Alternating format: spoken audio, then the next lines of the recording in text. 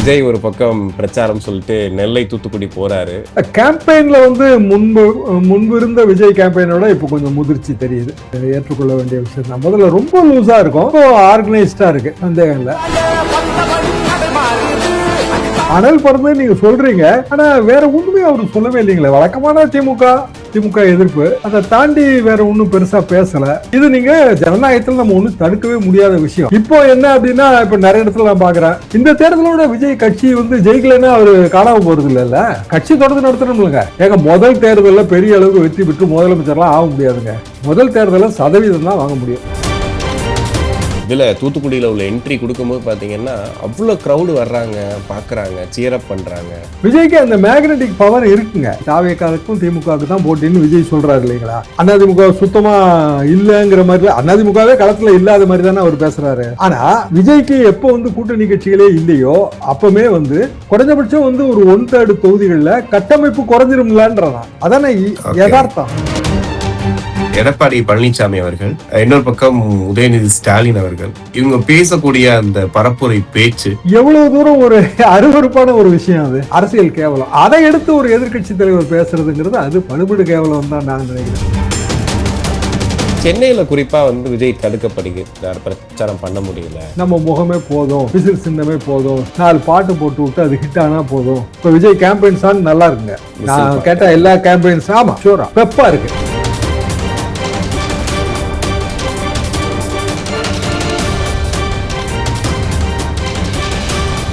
உலகெங்கும் வாழும் தமிழ் நெஞ்சங்களுக்கு கிறிஸ்டியின் அன்பு வணக்கம். நம்மோடு மூத்த பத்திரிகையாளர் தராசு ஷியாம் இணைஞ்சிருக்காரு. வணக்கம் சார். வணக்கம் கிறிஸ்டி. எப்படி இருக்கீங்க சார்? பரபரப்பா நல்லா இருக்கேன்.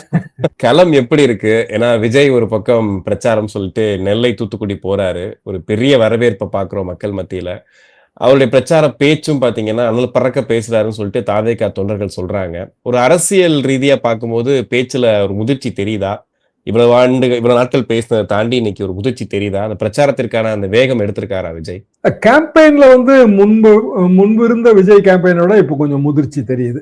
அது ஏற்றுக்கொள்ள வேண்டிய விஷயம் தான். முதல்ல ரொம்ப லூஸா இருக்கும், இப்போ ஆர்கனைஸ்டா இருக்கு, சந்தேகம் இல்லை. மைனஸ் பாயிண்ட் என்னன்னா, இப்போ நீங்க சொல்ற மாதிரி திருநெல்வேலியிலாம் நல்லா கூட்டாங்க. நானும் என்னோட திருநெல்வேலி நண்பர்கள்ட்ட கேட்டேன். கிரௌட் புல்லிங்கெல்லாம் ரொம்ப நல்லா இருந்ததுங்க.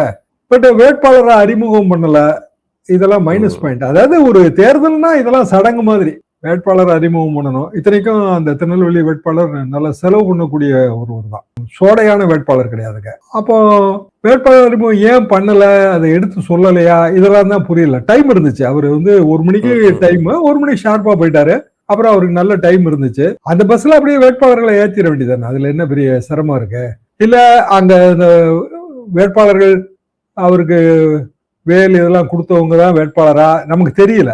அது சொன்னாதான் தெரியும். ஏன்னா அவங்களுக்கு அரசியல் அந்தஸ்து முக்கியங்க. இந்த தேர்தலில் வெற்றி தோல்வியை தாண்டி விஜய் கட்சியிலிருந்து செலவு பண்றவங்க கிட்ட பேசணும்னா எங்களுக்கு ஒரு அரசியல் அந்தஸ்து கிடைக்குங்க, ஒரு குறிப்பிடத்தகுந்த ஓட்டு கிடைக்கும், ஃபர்தர் அரசியலுக்கு அது யூஸ்ஃபுல்லா இருக்கும், ஒரு உள்ளாட்சி தேர்தலுக்கு யூஸ்ஃபுல்லா இருக்கும். இப்படி அவங்களுக்கு ஒரு கணக்கு வச்சிருக்காங்க. அப்போ அந்த அறிமுகம் கொடுக்கணும். அறிமுகம் கொடுக்கலன்னு என்ன ஒரு யோசனை வருதுன்னா, விஜய் அந்த விஜய் அதை தாண்டி வேற ப்ரொஜெக்ஷன் வரக்கூடாதுன்னு நினைக்கிறாரு. இப்போ லோக்கலா இருக்கிற ஒருத்தனுக்கு அறிமுகம் கிடைச்சு அவன் வளர்ந்துட்டான், வேற கட்சிக்கு போயிட்டான் அப்படின்னா நமக்கு வீக்குன்னு நினைக்கிறாரு. இப்படி அவருக்கு கான்பிடன்ஸ் லேக்கிங் அப்படின்னு சொல்றாங்க. விஜய் அதாவது தலைவருக்கு கான்பிடன்ஸ் இருக்கணும் இல்லையா? ஸ்டாலின் அறிமுகப்படுத்துறாருங்க, எடப்பாடி பழனிசாமி அறிமுகப்படுத்துறாரு, ஜெயலலிதாமா வண்டிக்கு பின்னாடி ஒரு தனியான ஒரு வண்டியை விட்டு அதுல வேட்பாளர் நிக்க விட்டுருவாங்க, அவர் கும்பிட்டுட்டே இருப்பாரு.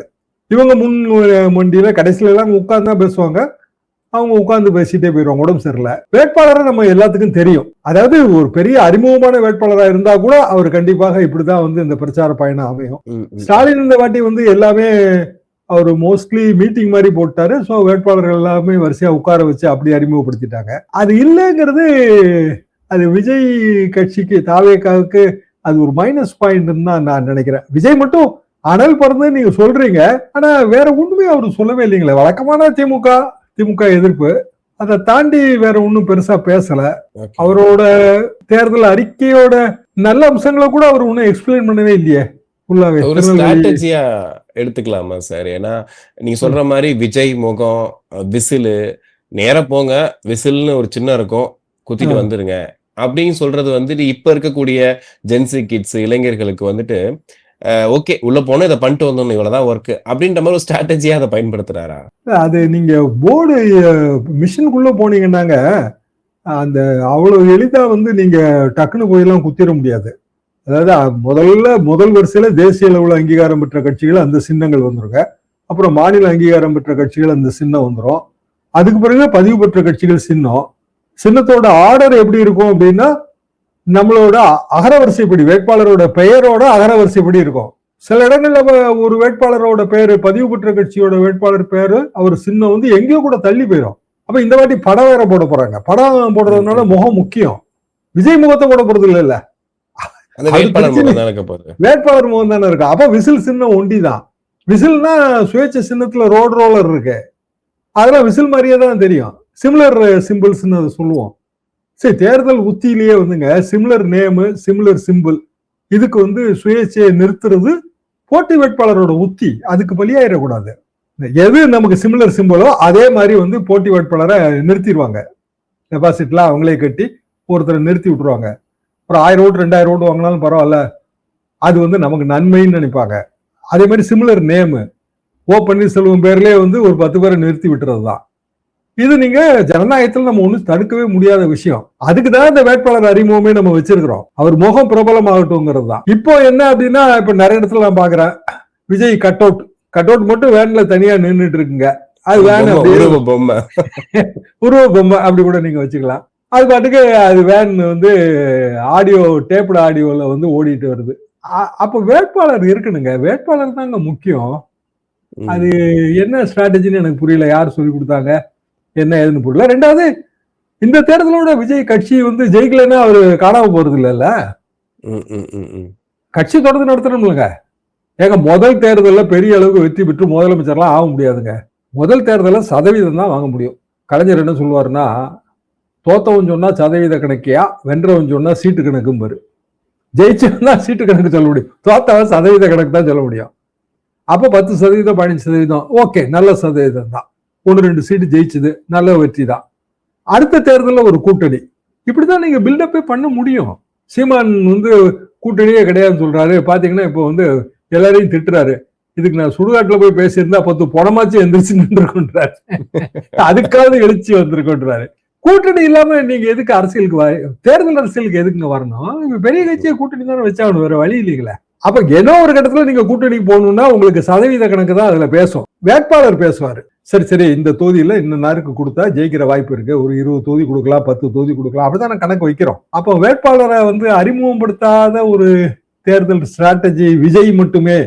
எல்லா தொகுதியிலும் விஜய் அது சொல்லாங்க. எம்ஜிஆர் அப்படித்தான் சொல்லுவாரு, எல்லா தொகுதியிலும் நான் தான் நிக்கிறேன் பாரு.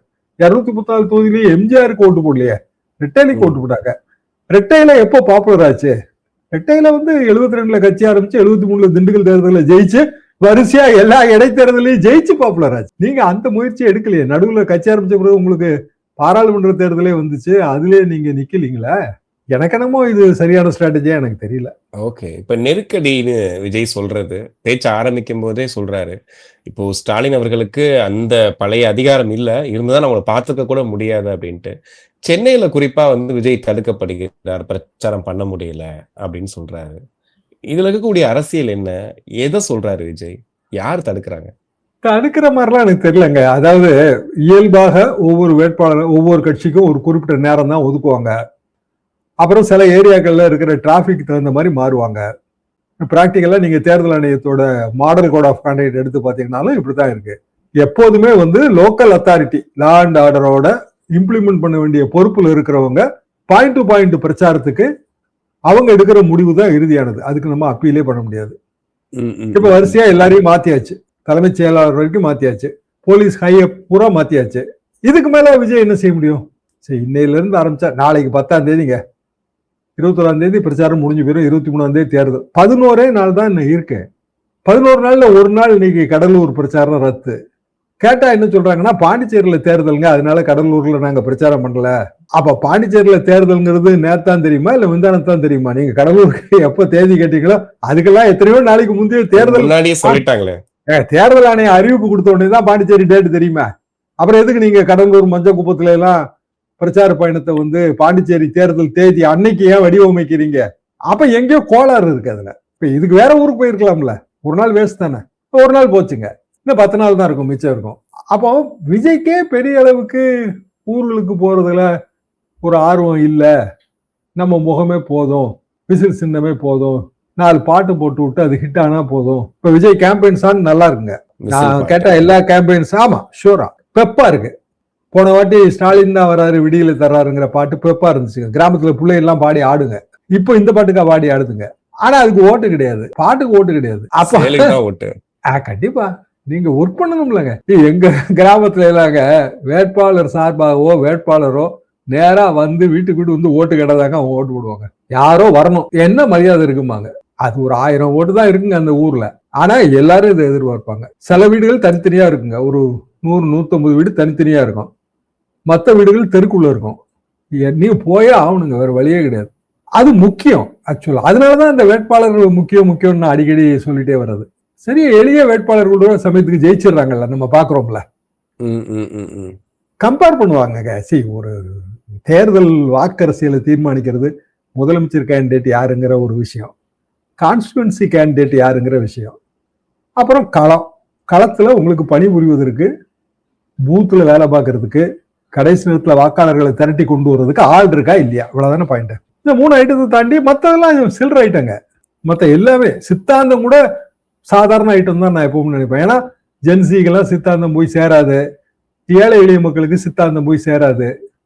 கொஞ்சம் பெரிய லெவல்ல நம்ம சித்தாந்தங்களை டிஸ்கஸ் பண்றோம், வலதுசாரி திராவிட சித்தாந்தம் இதெல்லாம் நம்ம டிஸ்கஸ் பண்றோம். அதை தாண்டி கேண்டிடேட் முக்கியம், இன்னாரு அப்படின்னு ஐடென்டிஃபை பண்ணணும்ல. ஆனா இந்த கூடுகிற கூட்டம் என்ன செய்தி சொல்லுது சார்? ஒரு பெரிய கிரௌடு பாக்குறோம். இதுல தூத்துக்குடியில உள்ள என்ட்ரி கொடுக்கும்போது பாத்தீங்கன்னா அவ்வளவு கிரௌடு வர்றாங்க, பாக்குறாங்க, சியரப் பண்றாங்க, பரிசு பொருட்களை அள்ளி போடுறாங்க. இது மத்த கட்சிகள்ல பார்க்க முடியல, அதிமுக திமுகவிலேயே பார்க்க முடியல. இது என்ன சொல்லுது, செய்தி என்ன சொல்லுது? விஜய்க்கு அந்த மேக்னெட்டிக் பவர் இருக்குங்க, அதை நம்ம இல்லைன்னு சொல்ல முடியாதுல்ல, அது இருக்கத்தான் செய்யுங்க. அதிமுக அந்த காலத்துலங்க ஜெயலலிதா உயிரோடு இருக்கும்போது சிம்ரனை வச்சு தேர்தல் இது போடுவாங்க, கடுங்கூட்டம் கொடுங்க. நம்ம பழகருப்பையா வந்து ஒரு கட்டுரையில எழுதியிருந்தாரு, திடீர்னு பார்த்தா நான் பிரச்சாரத்துக்கு வரேன்னு சொன்ன, வராதிங்க இப்ப கூட்டமே வராதுன்ட்டாங்க. என்னன்னு கேட்டேன், இல்ல சிம்ரன் வந்து அடுத்த தெருவுக்கு வராங்க, இப்ப நீங்க வந்தீங்கன்னா கிளாஷ் ஆயிரும்ட்டாங்க, அதனால நான் போகல. அப்புறம் பார்த்தா எல்லாம் குட்டி குஞ்சு குழு எல்லாமே ஓடுதுங்க. சிம்ரன் வந்த உடனே எவ்வளவு ஓட்டு கிடைச்சிருக்கும் அப்படின்னா நெக்லிஜிபிளுங்க. கிரௌடு வந்து ஓட்டா மாறவே மாறாதுங்க, அது ரொம்ப அடிக்கடி ப்ரூவ் ஆன ஒரு விஷயம்தான். அப்ப விஜய்க்கு வர்ற கிரௌடு ரைட்டு, நல்ல பெரிய கிரௌடு தான். நான் நீங்க சொல்ற மாதிரி தூத்துக்குடியில என்ட்ரி பாயிண்ட்ல நான் டிவியில பார்த்தது தாங்க, பெரிய அளவுக்கு கிரௌடு இருந்துச்சு. திருநெல்வேலியிலயும் கிரௌடு, நல்ல கிரௌடு இருந்துச்சு. அதுக்கு அடுத்தாப்புல இதே எழுச்சியை அவர் எப்ப உண்டு பண்ணுவாரு? இன்னொரு வாட்டி திருநெல்வேலிக்கு தூத்துக்குடிக்கு வந்தா தான். கிரௌட ஃபாலோ பண்றதுக்கு ஒரு அமைப்பு வேணும்ல, அந்த அமைப்பு இருக்கா இல்லையான்னு நமக்கு தெரியல, உண்மையிலே தெரியாது, இருக்குன்னு அவங்க சொல்றாங்க. அப்போ திராவிட கட்சிகளோட வலிமை என்ன? கிரௌடே வராட்டாலும் ஓட்டு எப்படி கொண்டு வருதுங்கிற அமைப்பு தான். 2 திராவிட கட்சிக்குமே அது நீங்க ஈக்குவல் கூட வச்சுக்கலாம். திமுகவுக்கும் 25% தான், அதிமுகவுக்கும் 25% தான், அப்படியே வச்சுக்கிட்டே பேசுங்க. 2 கட்சியும் சமபலம் தான். ஆனா அதுக்கு பிறகு அந்த கூட்டணி கட்சிகளோட பலம் கூடுதல் வருது. அந்த இடம் தாங்க அந்த கூட்டணிங்கிறதே நம்ம அதுக்கு தான் சேர்க்கிறோம். அப்போ சில இடங்கள்ல கம்யூனிஸ்டுகளுக்கு, டெல்டால கம்யூனிஸ்டுகளுக்கு இதே மாதிரியான ஒர்க் ஃபோர்ஸ் இருக்கு. சில இடங்கள்ல விசிகாவுக்கு நல்ல ஒர்க் ஃபோர்ஸ் இருக்கும், சில இடங்கள்ல காங்கிரஸ் கட்சிக்கு ஒர்க் ஃபோர்ஸ் ஏதோ இருக்கும், தேமுதிகவுக்கு இருக்கும். இது எல்லாம் சேரும்போது இந்த 25% ஓட்டுங்கிறது 35% மாறிடும். பணபலம், ஜாதி பலம், அதிகார பலம் அதெல்லாம் கடைசியில் வச்சிருக்க. அப்போ கட்டமைப்புங்கிறது ரொம்ப முக்கியம். கட்டமைப்பு இருக்கிறதாக விஜய் அணி சொல்லுது, நமக்கு அது உண்மையிலே தெரியாது, இருக்கலாம் இல்லாமலும் இருக்கலாம். ஆனா கூட்டணி இல்லைங்கிறது நமக்கு தெரியும்ல. உங்ககிட்ட ஒரு கட்டமைப்பு இருக்குங்க, ரைட், அக்ரீடு. திமுக அதிமுக மாதிரியே இருக்குன்னே கூட வச்சுக்குவோம். ஆனா திமுக அதிமுகவோட கூட்டணி கட்டமைப்பு, கூட்டணி பலம் அது உங்களுக்கு இல்ல. அப்ப இல்லைங்கும் போதே நீங்க அந்த இடத்துல 2 அணிக்கு கீழே தானே இருப்பீங்க. சரி, ஒன்னா நான் எனக்கும் திமுகவுக்கு தான் போட்டி, தாவேக்காவுக்கும் திமுகவுக்கு தான் போட்டின்னு விஜய் சொல்றாரு இல்லைங்களா? ஆமா, அதிமுக சுத்தமா இல்லங்கிற மாதிரி, அதிமுகவே களத்துல இல்லாத மாதிரி தானே அவர் பேசுறாரு. ஆனா விஜய்க்கு எப்போ வந்து கூட்டணி கட்சிகளே இல்லையோ அப்பமே வந்து குறைஞ்சபட்சம் வந்து ஒரு 1/3 தொகுதிகளில் கட்டமைப்பு குறைஞ்சிரும்லான்றான். அதானே யதார்த்தம். சார் இன்னொரு பக்கம் பரப்புரையை பார்க்கும்போது எடப்பாடி பழனிசாமி அவர்கள், இன்னொரு பக்கம் உதயநிதி ஸ்டாலின் அவர்கள், இவங்க பேசக்கூடிய அந்த பரப்புரை பேச்சு எல்லை மீறி போகுதா? இல்ல வந்துட்டு இப்படிதான் இருக்குமா தேர்தல் பிரச்சாரம் அப்படிங்கிறது? இந்த ஓஜி ஏடிஎம்கே டிஎம்கே அந்த இது திரும்ப வருதா? நீங்க எப்படி பாக்குறீங்க? இவ்வளவு வருஷமா அரசியல் பரப்புரைகள்லாம் நிறைய பார்த்திருப்பீங்க. எப்படி இருக்கு இந்த பரப்புரை பாக்குறதுக்கு? தேர்தல் பரப்புரையில எப்போதுமே இப்படிதாங்க இருக்கும். கொஞ்சம் தாறுமாறா இருக்கத்தான் செய்யும். அவ்வளவு பெரிய ஜெயலலிதா அம்மா இறந்து போயிட்டாங்க. 2017 ஆர்கே நகர் பை எலெக்ஷன் வருது. அதிமுக 2 இருக்கு. ரெட்டையிலேயே கிடையாது. ஒன்னு தொப்பி சின்னம் டிடிவி தினகரன், இன்னொன்னு வேற ஒரு சின்னம். பாஃபா பாண்டியராஜன் மினிஸ்டர். அவர் என்ன பண்ணாரு, ஜெயலலிதா மாதிரி வந்து ஒரு உருவ பொம்மை செஞ்சு அதை ஒரு சவப்பெட்டிக்குள்ள படுக்க வச்சு தேர்தல் பிரச்சாரத்துக்கு போனாரா இல்லையா? எவ்வளவு தூரம் ஒரு அருவருப்பான ஒரு விஷயம் அது.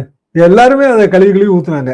அதாவது பெரிய தலைவர் அந்த ஜெயலலிதா மரணத்தில் மர்மம் இருக்கிறது அப்படிங்கிறதுக்காக அதை உருவப்படுத்துறதுக்காக செய்யப்பட்டதுன்னு அவர் கேஸ் நடந்துச்சுங்க. அதுல எதுக்கு நான் சொல்றேன்னா, ஒரு சிங்கிள் இடைத்தேர்தல்ல ஜெயிச்சே ஆகணும்னு ஆளுங்கட்சி நினைக்கும் போது அதுக்கு எதிர்கட்சி சவப்பெட்டி செஞ்சு கொண்டு போகுது.